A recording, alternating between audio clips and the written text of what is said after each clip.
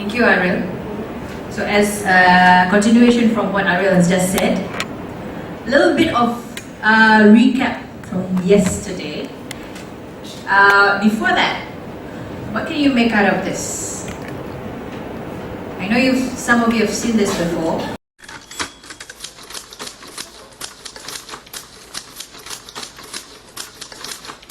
Schon vom 21. Jahrhundert gehört?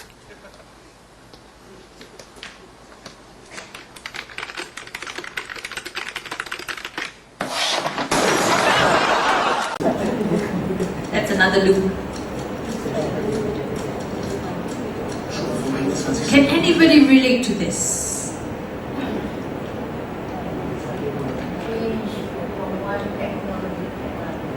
Which means adapting to the situation, new environment. Before this, you were not in the teaching world. Now you are. So yes, a lot more to learn about. Not just teaching, but teaching methodologies using technology and etc. Why is this important? Change is one. For those of you who came to the onboarding, I mentioned the same thing. And also I think I did mention this masa RCMP Penang. Here we go. If you are late or if you don't come on board the change, what happens? Yes, kita akan tertinggal. Yes. Yeah, and then there will be no rooms to complain.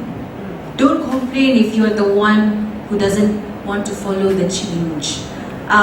For instance, the recent, have you heard of flip learning? There you go.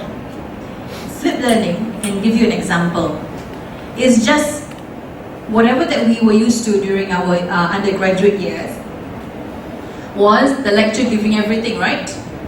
So flip learning is you flip it in a way that the lecturer gives you the assignment or the readings beforehand via e-learning.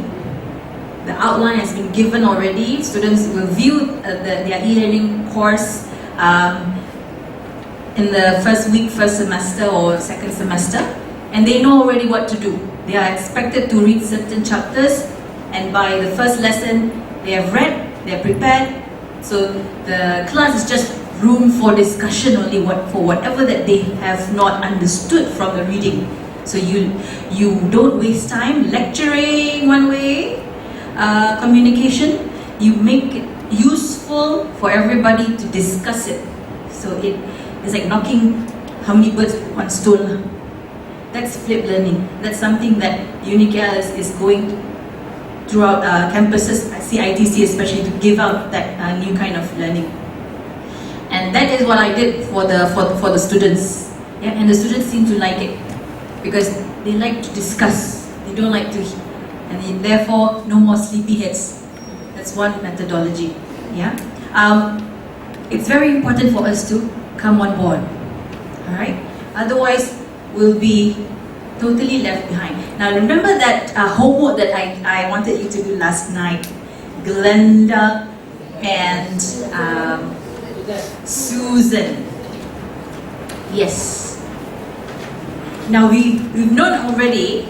Just a quick recap yesterday. Visuals are like this. Auditory people are like this.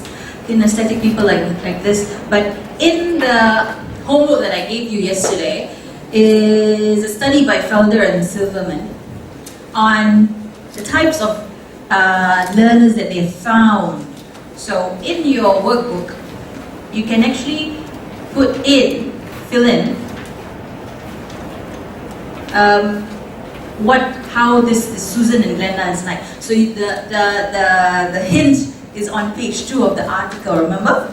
And Susan is the sequential learner and Glenda is the global learner. What is this? What does this mean? And if you look at the additional notes that we gave out, how many of you can relate to this? Sequential and global. How many of you? Can I have a show of hands? Sequential learners, anybody in the room? Sequential ni, they can add specific instructions how to go from one to another, step by step. She or he needs to see clearly the steps until the outcome. How many of you are global learners? Global learners are late bloomers. They are everywhere, all over the place, yeah. But suddenly eureka! I found the light, yeah.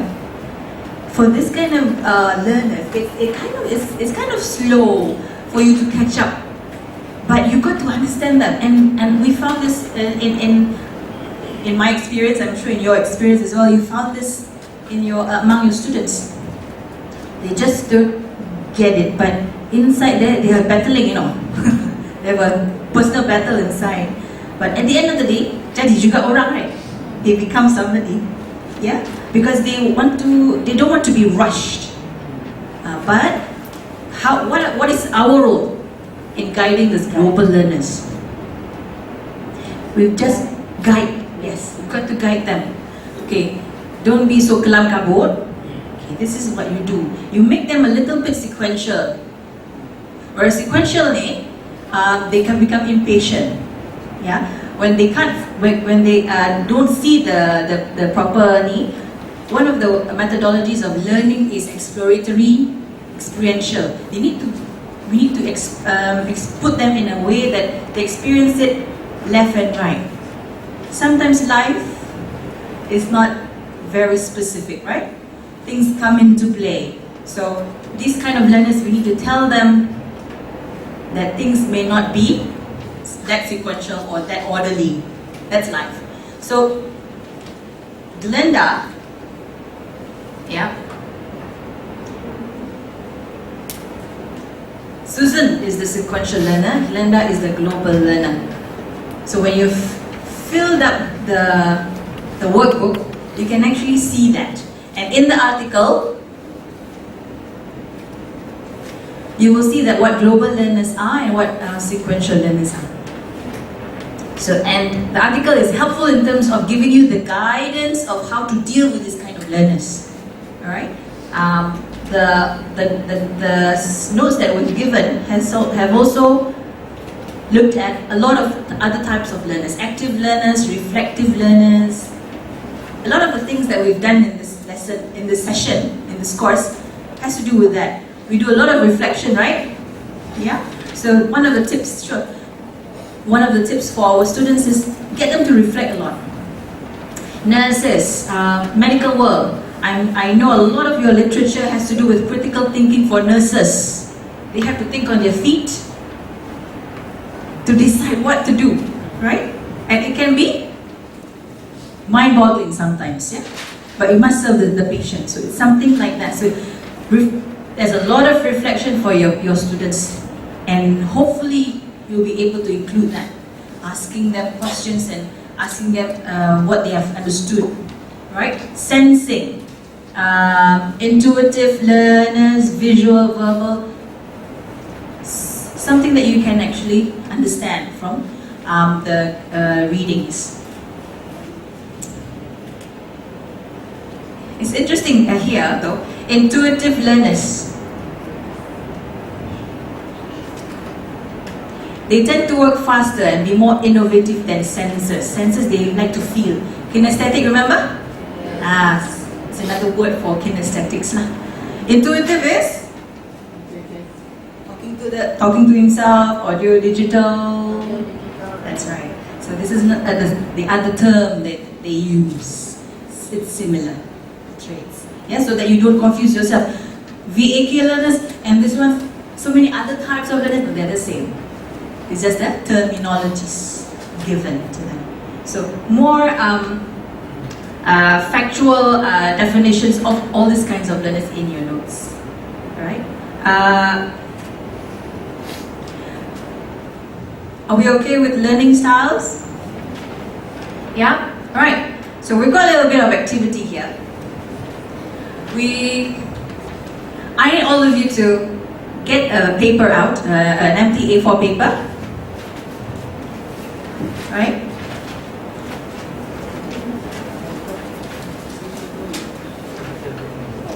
Before that, for those latecomers, could you put your names in front of your... Hello, I've not met you. Yes. Alright, we've got names on top of, in front of the desk, yes, your names. Now, how many, those with watches, could you just take off your watches and keep it in your... I know some of you have done this. But those who have done this, okay? Keep it in your... Yep. Alright? Okay. Yes. May I know those who do not wear a watch? 1, 2, 3, 4, 5. Congratulations. This is what you're going to do. For those who have taken their watches just now, I want you to draw back your watch exactly as it is. Fail to do so, your watches are mine. For those who do not wear a watch, please draw back exactly RM 10 ringgit. Exactly. Failure to do so, your cash will be mine. Ooh. Make it higher, 50. 10 ringgit. Your time starts now.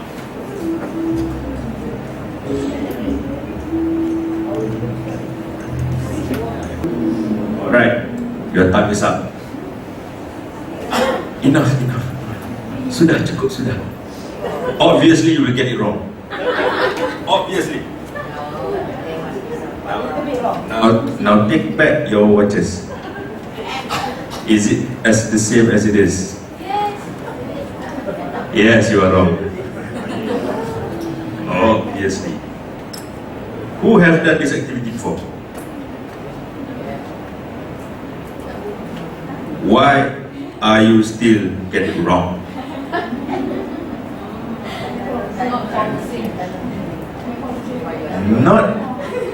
Not focusing is not the right answer. Don't bother. No. We often take things for granted.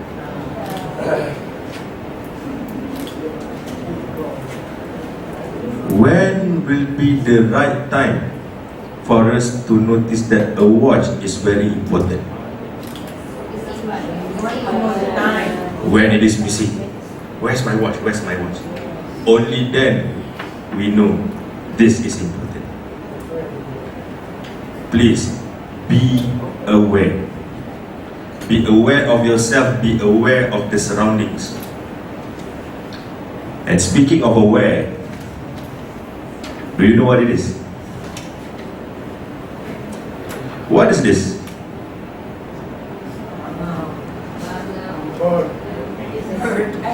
But of course, it is a bird. What is it? Crane. Crane will be a name. Stork will be another name. In Malay, we call it as pangau. Okay?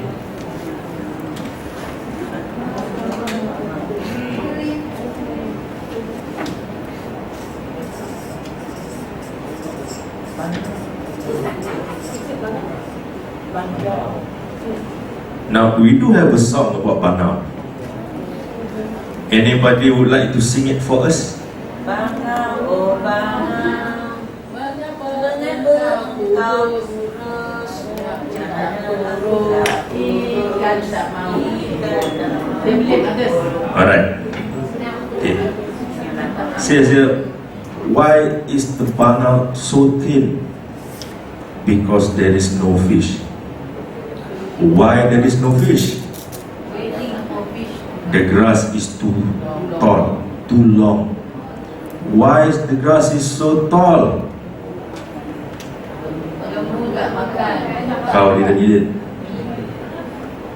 We start to blame each other. We are pointing one finger. How many fingers written back? 4. We start to blame. we start to jeopardizing each other. We start to backstabbing, we start to backbiting. We start to say, this fella is no good. I am the best. Remember yesterday about egos? Lower your egos. You are not bigger than anyone else. You are all the same. What color is your blood? Blue, green, white, red. Are we going to live forever? No chance in hell. We might be there somewhere. No? Do not think yourself as the higher than anybody else because of your ranking, because of your age, because of your seniority. It doesn't mean anything if your mentality, you put it very low. It doesn't mean anything. You can't bring your position, you can't bring your Datuk, Tan Sri Tun whatsoever to the grave. You can't bring it. What will you be bringing when you are dead?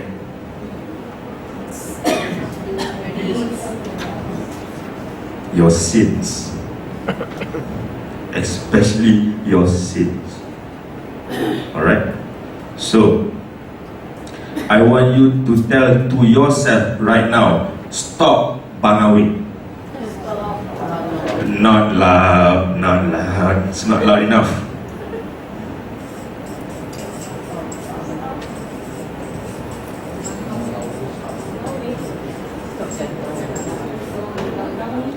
Stop bangawing. Stop making excuses. Stop pointing fingers to other people. Stop creating excuses. It's you to be blamed for whatever that you're going to be. Alright? Can you say it to me? Stop bangawing. Stop bangawing. One more time. Stop bangawing. Stop bangawing. It's not enough. It's not enough. Do it like this. Stop bangawing. Tell it yourself. Stop bangawing. Stop bangawing. Tell to the person next to you. Stop bangawing. Stop bangawing. Tell to the person the other way. Stop bangawing. So for the rest of your life, if you see your friends started making excuses, you say, hey, stop bangawing. Alright? Is it okay? Are we good? Alright. So, Dr. Fiza, have you done debriefing before? Briefing, you have done, right? Debriefing? Alright. You're gonna love this.